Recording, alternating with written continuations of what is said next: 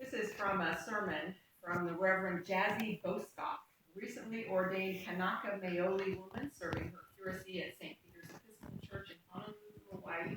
And I suggest that we take a field trip immediately to hear Jazzy in Honolulu. Yes. There are many stories in the Old Testament which may make little sense to us, stories which are difficult to understand or confusing, or some are even offensive. So when we have a story like the one this morning, full of interesting characters and human intrigue, it's important to take note. Our story this morning has a few important characters, but it focuses on the healing of Naaman, a great warrior in the army who suffered from leprosy. Almost nobody recovers from leprosy. And it was believed to have been caused by a great sin in the life of the afflicted person. As part of his career as commander in the army, Naaman had a slave girl, a girl whom he had captured and stolen on one of his raids. This girl, who had been taken from her own hometown, becomes the catalyst for his healing. She is a servant to Naaman's wife, and she sees the pain the couple is experiencing because of this horrific disease. She sees the effect, the hold that this illness has on his life, and she suggests something to her mistress. She shares the information, the experience she has had with the prophet in Samaria. This would be Elisha. She believes that this prophet could heal Naaman. As a response to the news, Naaman tells his king and says that he might just have the potential to be healed. The king listens, puts his authority behind the plan. He offers to write a letter to the king of Israel, ruler to ruler, man to man, to put his weight behind the plan. So Naaman sets off. He packs up money and gifts and goes to the king of Israel, who receives the letter. On reading the letter, the king panics. He tears his clothes and despairs, "Oh my God, can I bring life or death? This man is trying to pick a fight." He feels that too much is being asked of him, and he doesn't know how to respond. So while the king is having his panic, Elisha hears about it. He hears that the king has torn his clothes and sends his own message, "Send Naaman to me." So once again, Naaman goes off on his trip. When he gets near Elisha's house, Elisha sends a messenger out to greet him and give him instructions on how to heal himself. Trust and obey. Wait, what? Naaman, rather than being grateful, is mad. He's come all this way. The prophet doesn't even come out to see him. Plus, the river he's instructed to wash in is the plain old Jordan River, dirty, sluggish, yuck. What a letdown. At first, he refuses to do as he's told. But one of his servants who has accompanied him on the journey says, "It's easy, just do it, get it over with." Lo and behold, after dipping down in the water 7 times, Naaman is cured. He gets his miracle. In this story, we have many characters: Naaman, Naaman's wife, the servant girl, the king of Aram, the king of Israel, Elisha, a messenger, the servant of Naaman. The story names specifically at least 8 people, and this is clearly a simplified version. Every single one of these people plays an important role in the miracle. They each play an important role in Naaman's healing. Each of us, at some point, has been near someone who is ill and suffering. Perhaps this was a grandparent or a parent, a friend, a spouse, a sibling. When we're around suffering and sickness, it can be tempting to look only to the medical professionals for healing. They're supposed to bring miracles. We don't want to lose our loved ones, so in avoiding the loss, we often pray for a healing miracle. Part of what draws us to this story is exactly that the healing actually does take place. And yet it isn't quite like anyone expected. The healing, first of all, takes a whole community. Without any of these people, the story wouldn't have turned out quite the same.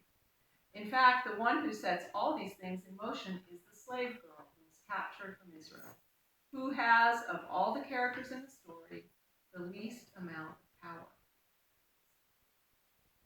This is a story about a great army commander, and kings, and a prophet, and yet the ones who first give some good news and speak a word of hope are the women. This girl who has been captured and taken against her will, and the woman who is her owner. I wonder whether, if they said nothing at all, Naaman would have ever been healed. Both of these women had a responsibility to take. One in sharing the word of hope, which is really her only resource, and the other in passing the word along to her husband, though our passage only records one conversation For those of you who are married, you know that to get another person to agree to something often takes a number of strategic encounters and conversations. Finally, Naaman agrees.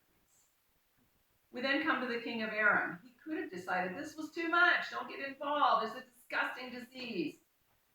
But he really didn't want to risk losing such an impressive commander. Rather than stand in opposition, the king uses his power for good. He throws his political weight behind getting Naaman what he needs. The king of Israel, when he receives the letter and the group with whom Naaman is traveling, has perhaps the hardest time. He agonizes over what he cannot do. He forgets that it isn't entirely up to him. Forgets that he's not an island, but part of the community. He struggles. He's being asked to do something beyond his capability, but he isn't God. What if he can't come through with this healing? Providentially, while the king is having his moment of crisis, Elisha hears about the whole thing and sends for Naaman. Elisha gives his messenger the instructions, detailing what is needed for healing, and the messenger tells Naaman. When Naaman finally gets the instructions, finally gets what he came for, he's resistant. The healing doesn't look like he thought it would. And anyway, if it's this easy, why didn't the prophet just speak some magic words? Maybe as you read the story today, you're identifying with one of these characters. Maybe you can identify with me. Frustrated that the miracle you were looking for isn't what you expected. If so, we pray that your eyes might be open to the gift that's being offered to you, even though it looks unusual. Maybe you identify with the king of Israel, not sure what you're supposed to do about a situation. If so, we pray that you see the community surrounding you and know that you are not alone. Maybe you can identify with the king of Aram, putting the power you have behind a person, trying to use your influence for good. If so, we pray that you give what you are able and then release the power. Maybe you identify with one of the messengers, along for the journey, bearing witness to the dynamics of a big cast of characters. If so, we pray that you would prompt them along their way to offer words and actions of encouragement. Maybe you can identify with one of the women, beginning the conversations about something delicate, wanting to offer the knowledge that you have. If so, we pray that you would be gifted with patience and discernment, choosing when and how to have hard conversations. Maybe you can even identify with Elisha, holding the words of healing that someone else is looking for. If so, we pray you would recognize those words for what they are and be bold in sharing them. You know, our reading from Galatians today says, so then when we have the opportunity, let us work for the good of all, especially for the family of faith.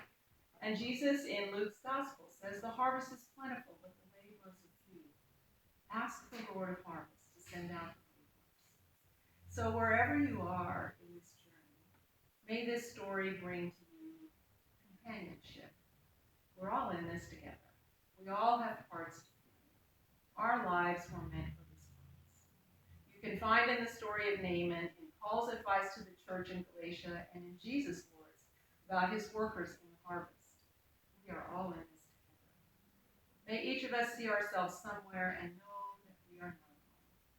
We are tied up together in the story God is writing of Christ's presence